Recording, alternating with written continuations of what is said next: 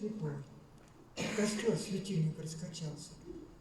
То фыркнет дул шипящую слезой, то радостно опять помчался.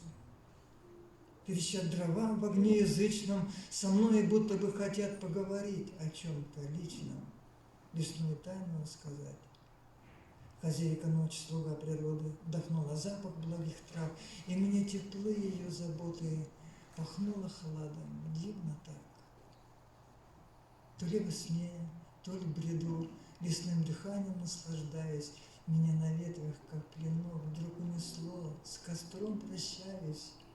И возвратиться нет уж сил, с благой хмелью не расстаться. Я вижу, мой костер остыл, пора опять ему заняться.